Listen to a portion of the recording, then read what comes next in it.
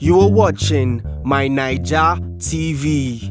أعوذ بالله من الشيطان الرجيم بسم الله الرحمن الرحيم الذين قال لهم الناس إن الناس قد جمعوا لكم فاخشوهم فزادهم إيمانا وقالوا حسبنا الله ونعم الوكيل فانقلبوا بنعمة من الله وفضل لم يمسسهم سوء واتبعوا رضوان الله والله ذو فضل عظيم اللهم صل على سيدنا محمد خاتم الأنبياء ومعدن الأسرار ومنبع الأنوار وجمال الكونين وشرف الدهرين وسيد الثقلين المخصص بقاب قوسين.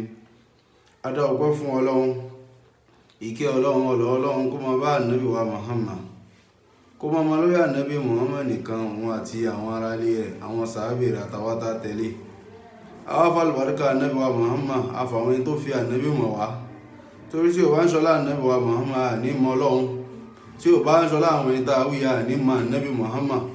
Ó bẹ̀rẹ̀ látọ̀dọ̀ bàbá wa Sheikh Dr. Abdul Qadir Salman Shalagboru, مدير دار الكتاب والسنة، وبدور بابا شيخ مرتضى كوغيمي مدير دار المرتضى، وبدور بابا شيخ أحمد طيب àti gbogbo àwọn àfáà Al-Azhari. Àwọn àfáà lọ́rẹ́kà àwọn àfáà tá a dárúkọ ya fi ṣàdúrà fún gbogbo tó ń jáfà káàkiri ayé. Èyí tá a gba ọ̀rọ̀ lẹ́nu wọn ni, èyí tá a jàǹfààní látara tírà wọn ni. Ó fi kárí gbogbo mùsùlùmí. Akíwa ní kíkí ọlá ní kíkí ọlá táwọn kíra wọn tó wà lọ́jọ́ ọgbìn al-Qiyamah. Munani assalamu alaikum wa rahmatullahi wa barakatuh. Ìkẹ́ Ọlọ́run kó máa bá oníkálukú wa. Kí wá ní tí a fi ṣe wáàsí fúnra wa lónìí? Òun náà ni tọ́píkì tó wà lójú kíni wa. Tá a kọ síbẹ̀ wípé ká jẹ oúnjẹ Christmas súnà Ànábì wa Muhammad ni. Kíyàn wá máa celebrate ní tán pè ní Christmas haramu ni. Ẹ máa wò pé méjèèjì ó fẹ́ takora wọn. Àmọ́ ẹni tó bá ṣì làákàyè ilẹ̀ tó bá gbọ́ ń tà ń sọ á mọ ń tà ń try láti point out nínú ń tà ń sọ. Àkọ́kọ́, ká jẹ oúnjẹ Christmas súnà Ànábì wa Muhammad ni. Torí pé kí ni gẹ́gẹ́ bá ti sọ fún wa pé Al-Qur'an ó dà gẹ́gẹ́ bí compass tó ń tọ́ wa sọ́nà pé báyìí ni o ṣe ṣe, báyìí ni o ṣe má ṣe. Ká lọ wọnú Al-Qur'an níbi tọ́lọ́run bá ti ń sọ̀rọ̀ nínú Suratul Maida. Ọlọ́run ní al-yawma uhilla lakum at-tayyibat ta'amul ladhina utul kitab hillun lakum wa ta'amukum hillun lahum. Ọlọ́run ilé ìta sọ yíò ilé ìwé ṣe ọ̀rọ̀ oníkálukú wa. Ọlọ́run sọ nínú Al-Qur'anul Azim, Ọlọ́run ní lónìí òun ó sọ tó dá àwọn nǹkan tí ó jẹ́ pé nǹkan náà nǹkan dáadáa ni, òun wá sọ di ẹ̀tọ́ fẹ́yìn mùsùlùmí lónìí. In tó dáa ni òun Ọlọ́run bó wá sọ dá láàrí fún ẹ̀yin mùsùlùmí lónìí. Torí tá bá pè nǹkan ní halal, nǹkan náà ti di ọ̀ranyàn fún mùsùlùmí. Nínú àwọn amaratul wujub lọ́dọ̀ àwọn àfáà ní usulul fiqh, in ta fi mọ́ pé nǹkan kan jẹ́ ọ̀ranyàn kọ́lọ́n ló kẹ́límà hillu tari, Ọlọ́run lóhun ṣe nǹkan ní halal. Ẹ̀gbọ́ lọ́lọ́run wá ní al-yawma uhilla lakum at-tayyibat, àwọn nǹkan tó dáa nínú àwọn nǹkan tẹ́yìn ọmọ ènìyàn máa ṣe. Bóyá tẹ́ bá wo àyà yìí, nǹkan náà ò jẹ́ ọ̀ranyàn, kò jẹ́ n tó dáa tẹ́lẹ̀, Ọlọ́run wá lóhun fẹ́ sọ ọ́ di n tó dáa. Ta'amul ladhina utul kitaba hillun lakum. Ọlọ́run ní àwọn ẹni táwọn Ọlọ́run bá fún ní tírà gẹ́gẹ́ bí àwọn Yahudi, àwọn Nasara, oúnjẹ wọn ó di halali fún ẹ̀yin mùsùlùmí lónìí. Wa ta'amukum hillun lahum. Bóúnjẹ tí wọ́n ṣe jẹ́ halali fẹ́yìn mùsùlùmí, bẹ́ẹ̀ náà ló ń jẹ tẹ̀yìn mùsùlùmí ó jẹ́ halali fún àwọn náà. Tá bá wò áyà yìí mutlaku ni. Ọlọ́run ọba òyìn gbogbo tó ń jẹ oúnjẹ àwọn Ahlul Kitab, Ọlọ́run ní òun ṣe ní ẹ̀tọ́ fún gbogbo àwọn tá ń jẹ mùsùlùmí. Àwọn wá láwọn Ahlul Kitab òun náà ni àwọn Nasara àtàwọn Yahudi. Àwọn Nasara òun náà làwọn tó popular láyé òde òní, òun náà làwọn Kristẹni.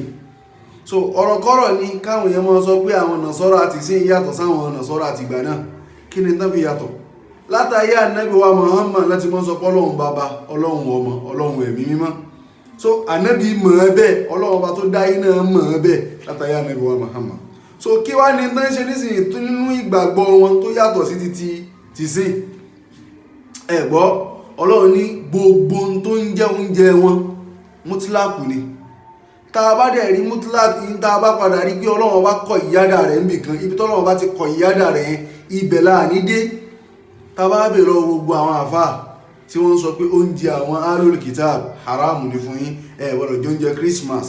Ẹbí wọn pé níbo lọ́lọ́run ọba ti mention bì kan pé àsìkò báyìí ẹ gbọ́dọ̀ jẹ oúnjẹ wọn. Ọlọ́run ọba sọ nínú Al-Qur'ani, ọlọ́run ní gbogbo tó ń jẹ oúnjẹ wọn ó di halal fún yín.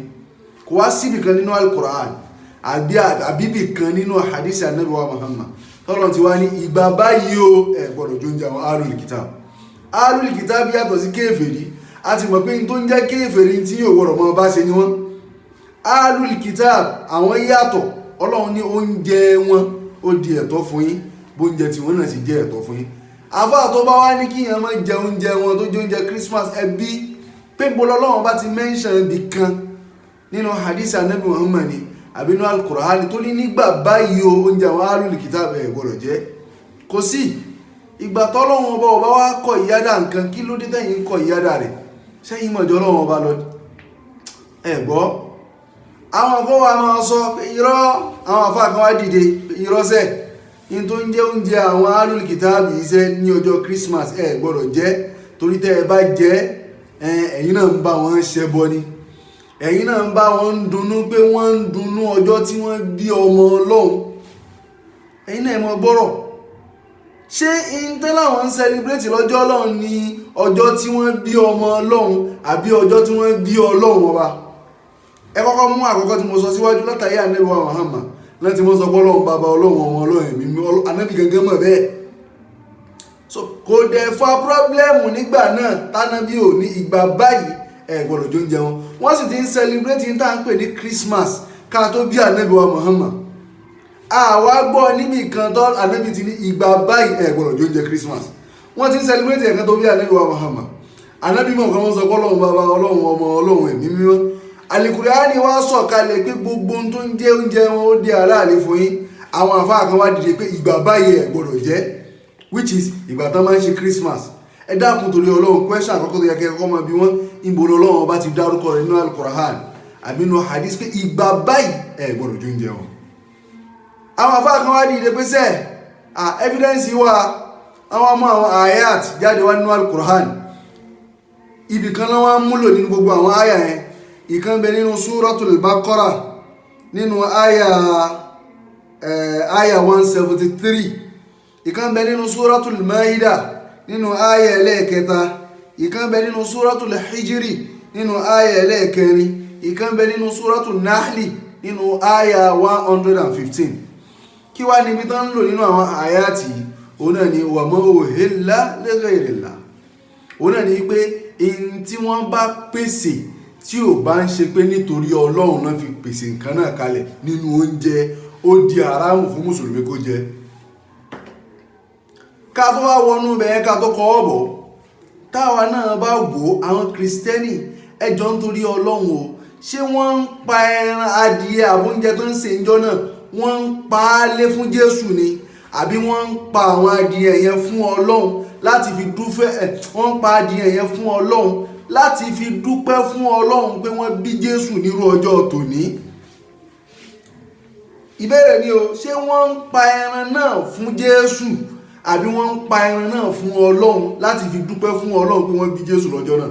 Gbogbo wa náà mọ̀ pé wọ́n ń pa àwọn adìẹ tán pa ọjọ́ náà láti fi dúpẹ́ fún ọlọ́run ọba lórí pé wọ́n bí Jésù lórí ọjọ́ náà.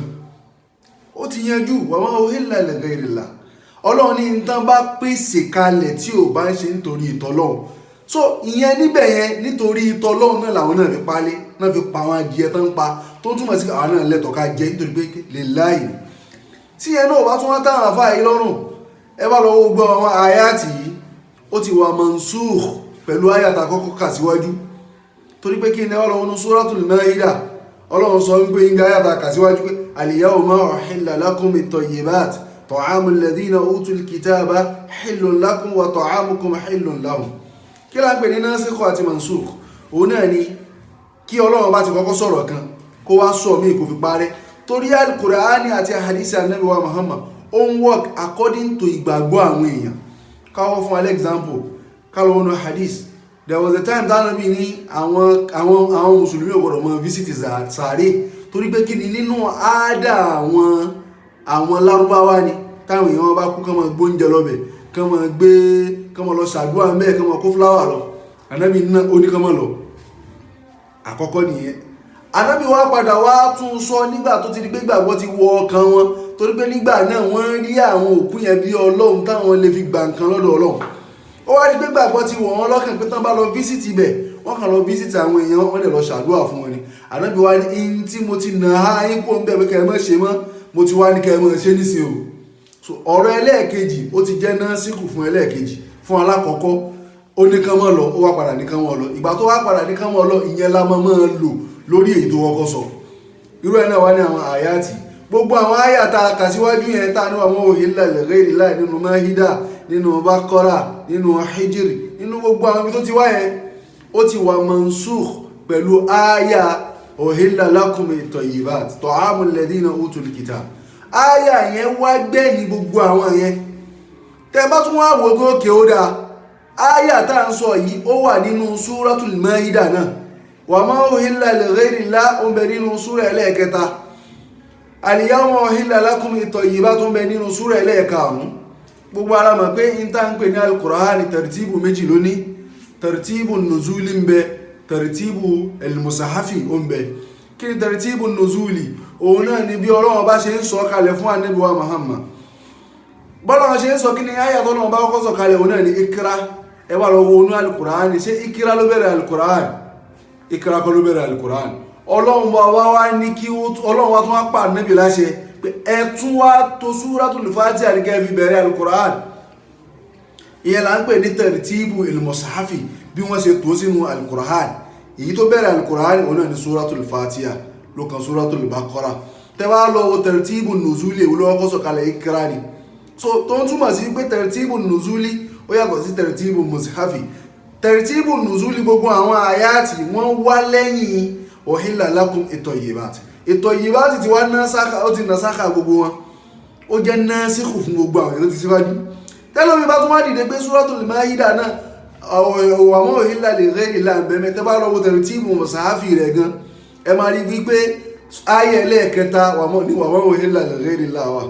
Ayé ẹlẹ́ẹ̀karùn-ún òun ni uhilla lakumut tayyibati wà. Tó túmọ̀ sí pé ala tartibil musahafi náà ó tún jẹ́ nasikhu fún. Ó kí wá láwọn ń dá àwọn ara wá sí. A ń bèèlé àwọn pípò yìí wọ́n pa ẹran fún Jésù, wọ́n ń pa ẹran fún Ọlọ́run láti fi dúpẹ́ fún ọjọ́ bí Jésù gẹ́gẹ́ bá náà ṣe Mọ́lídùn Nàbí. Kí yẹn wá ní gbogbo ẹran tán bá pa lọ́jọ́ Mọ́lídùn Nàbí wọ́n pa fún Ànábì Muhammad. Ẹni bó ti yí ó ti tako làákàyè. Gbogbo aláàmọ̀ kí gbogbo oúnjẹ tán bá ṣe lọ́jọ́ Mọ́lídùn Nàbí a fi dúpẹ́ fún Ọlọ́run ni. Bẹ́ẹ̀ náà wà lọ́rọ̀ títí Christmas. Ẹ gbọ́. So oúnjẹ àwọn alul kitab ẹ mọ̀ pé mo mú un lẹ́sẹ̀ sọ oúnjẹ wọn súnà ni. Kí ni ìdóbi jẹ́ súnà? Aya al-Qur'ani ta mú wa uhilla lakumut tayyibat ta'amul ladhina utul kitab hillun lakum. Oúnjẹ àwọn alul kitab ó di àláàlì fún yín. Ọlọ́run ọba ò dẹ̀ fi ìgbà sí pé ìgbà báyìí lẹ gbọ́dọ̀ mọ́ jẹ, lẹ gbọ́dọ̀ mọ́ jẹ, ìgbà báyìí ẹ gbọ́dọ̀ jóúnjẹ wọn, gbogbo ìgbà lẹ fi lè jóúnjẹ wọn. Ẹ gbọ́. So àtúwárí hadith pé Ànábì náà wọ́n máa ń fún Ànábì ní nǹkan, Ànábì dẹ̀ máa ń gbà á. Story tí gbogbo wa náà mọ̀ pé wọ́n fún Ànábì ní ẹran kan tó ní wọ́njọ́ kan. Ẹjọ́ nítorí Ọlọ́run ta lẹni tó fún Ànábì ní ẹran náà? Alul Kitabi ni. Ànábì ò dẹ̀ bèèrè lọ́wọ́ rẹ̀ pé ṣé ẹran yìí ṣó ṣe bísímìláì sí kò tó dù. Kò bèèrè lọ́wọ́ rẹ̀ pé ṣó kù ń bete ni. Ànábì gbà lọ́wọ́ rẹ̀, Ànábì jẹ. Kí wá ní tó wá rọ̀ mọ́ kí yẹn gba oúnjẹ lọ́wọ́ Alul Kitabi? La ta'kulu fima la yuzkara ismullahi alayhi. Ẹ gbọ́dọ̀ jẹ oúnjẹ tán bá pe orúkọ Ọlọ́run ọba sí. So tán bá gbé oúnjẹ bẹ́ẹ̀ wá fún ẹ ṣe bísímìláì kí wọ́n dẹ̀ máa jẹ, kí wọ́n máa jẹ lọ, ó bá di àláàlì fún ẹ. Ìyẹn báyẹn lórí pé oúnjẹ Alul Kitab halali ni, súnà ni, torí pé kí ni Ànábì gbóúnjẹ wọn, Ànábì jẹ. Aya al-Qur'ani tó sọ̀rọ̀ kò yan mútúláàkù ni, kò kọ ìyádà rẹ̀ ìgbà báyìí ẹ gbọ́dọ̀ jẹ. ṣẹ̀gẹ́t so ìyẹn lórí tó ló ń jẹ́ dé. Now ẹlòmíì wa máa ń da nǹkan míì pọ̀. Ìyàtọ̀ ń bẹ láàrin kó jẹ oúnjẹ Christmas àti kí wọ́n máa celebrate Christmas. Ní last year mo ṣe wáàsí, àwọn kan wá ń sọ fún pé wáàsí yẹn fẹ́ máa takora wọn pé mo sọ ní last year pé ẹni tó bá ń celebrate Christmas òṣì ló ń ṣe. Mo tún wá ṣe wáàsí lọ́dún yìí pé oúnjẹ Christmas súnà ni, ó yàtọ̀ síra wọn. Kọ̀díyà oúnjẹ jíjẹ ọ̀tọ̀ ni, kọ̀díyà kí yẹn celebrate ọ̀tọ̀ ni. Kí ni tá à ń pè ní celebration? Pé ìwọ náà bá wọn celebrate bí irú ọjọ́ Christmas, kí ìwọ náà lọ ra fìlà fara Christmas, kó ra fìlà pupa, kí ìwọ náà lọ gbére fara Christmas sínú ilé, kí ìwọ náà lọ ra kíní igi fara Christmas kó gbé sí, òun celebrate rẹ̀ nìyẹn. Ó gbọ́ bí irú ilé tí wọn kì í sábà padìẹ, kí ìwọ náà wá ní à ń sọdún lẹ́nìí, kí ìwọ náà wá dídì lọ ra adìyẹ lórúkọ Christmas, ìwọ náà ń celebrate Christmas. Kí yẹn wá máa celebrate Christmas báyìí haramu ni. Kí ni ìdí mo fi ní haramu ni? Táwa náà bá gbogbo eré náà ń gbé kiri, eré Santa Claus ni, bí ìgbà pé wọ́n ń celebrate Santa Claus ni. Àmọ́ tó bá jẹ́ pé Christmas tán láwọn ń ṣe èyí, ọjọ́ ìbí Jésù gangan ni wọ́n ń ṣe, mùsùlùmí gan tún wá lẹ́tọ̀ọ́ sí jù wọ́n lọ. Kí nìdí? Ànábì Jésù, ànábì Ìsá ti gbogbo àmà náà ni. Adẹ̀rí nínú hadith nígbà tán nàbí wa Muhammad tó lọ Medina, tó ráwọn Yehudi tí wọ́n ń ṣọdún kan àtàn gbà àwẹ̀ ọjọ́ kan. Ànábì bèèrè lọ́wọ́ kí lè tẹ́ fi ń gba àwẹ̀ yìí, wọ́n láwọn fi ń dúpẹ́ fún Ọlọ́run lórí tó ṣe fáwọn lórí ìkan nínú àwọn ànábì Ọlọ́run. Ànábì wa ní ànábì tẹ́ ń dúpẹ́ lórí ẹ̀yà wa gan lẹ́tọ̀ọ́ sí jù yín lọ, àwa náà mọ̀ bá yín gba àwẹ̀ yìí, àmọ́ àwo fọjọ́ kan yàtọ̀ sí ẹ̀yin gbà àwẹ̀ ọjọ́ kan, àwẹ̀ mọ̀ gbọ́jọ́ méjì, ó ní Àṣúrà àti Tàṣúrà. So kí wá ní ìyàtọ̀ ilé? Ànábì ní wọn kí wọ́n ń celebrate ọjọ́ báyìí. Àwa náà torí pé kí ni ànábì Ọlọ́run lànábì tí wọ́n ń celebrate, àwa náà wá rí pé wọ́n ń celebrate Jésù. Kí ni ẹ̀ ń là? Ìkan náà ni méjèèjì wọ́n jọ ń celebrate. Táwa náà bá wá ń celebrate Jésù, ànábì Ọlọ́run wa ni kò sí tó burú mbẹ̀, a máa lé ní bídíà ní nítorí pé ànábì wa Muhammad ò ṣe. So kọ̀díyà oúnjẹ jíjẹ ó yàtọ̀ sí kí ẹ máa celebrate. Ọ̀pọ̀lọpọ̀ àwọn táwọn ẹ̀wà láàbúrò la máa ń sábà ṣe ní tí à ń sọ yìí. Táwọn náà lọ ra fìlà pupa, táà lọ gbégi fara Christmas sínú ilé, táà gbé fọ́tò fara Christmas, gbogbo àwọn nǹkan yẹn haramu ni. Tí mùsùlùmí bá ti dípò náà ti lọ rẹ ẹ̀wù fara Christmas tó gbé igi fara Christmas sílé, tóun náà wádìí ìdí pa ẹran lọ́jọ́ náà kó náà fẹ́ sọdún, ìwọ náà ti bá wọn celebrate Christmas nìyẹn. Kí dẹ́nìdí tó fi jẹ́ haram? Ọlá pé Santa Claus ni wọ́n gbé lórí lójú náà, wọ́n gbé lórí lọ́jọ́ náà. Kí ìwọ náà wá bá wọn máa ṣe gbogbo nǹkan ṣe ń jọ́ náà, ìwọ náà ti kún wọn nìyẹn. Wa man tashabbaha bi qawmin fahuwa minhum, man tashabbaha bi qawmin fahuwa minhum. So haramu ni kí mùsùlùmí bá wọn participate níbẹ̀. Kí dẹ́nìdí tó fi jẹ́ haramu? Torí pé kí ni wọ́n ti lù pọ̀ mọ́ Santa Claus àti ànábì Ìsá. Tó bá yẹ kó wà wá dé àpá ànábì Ìsá ni, tí mùsùlùmí náà bá celebrate ẹ̀ gẹ́gẹ́ bá nàbí náà ṣe celebrate Àṣúrà, kò sí tó burú mbẹ̀. Àmọ́ èyí tó ń ṣe lẹ́nu ọjọ́ tó ń ṣe ní ayé táwọn agbọ́njúmọ́ yìí, ọdún Santa Claus ni. Ọdún kí la pè? Ọdún Santa Claus. Kí mùsùlùmí náà máa bá wọn dáṣọ kó gbé kinní, wọn náà ń bá wọn ṣe ìyẹn wá ní haram. Àmọ́ àwọn èyí tó ń celebrate ọdún káwọn wá gbé oúnjẹ wá fún ìwọ mùsùlùmí, halali ni fún ìwọ mùsùlùmí kó jẹ. So kọ̀díyà oúnjẹ jíjẹ ó yàtọ̀ sí pé yẹn bá wọn celebrate. So iná rí tazkira faman sha'a takhadha ila rabbihi sabila. Stay tuned for more interesting programs on My Naija TV.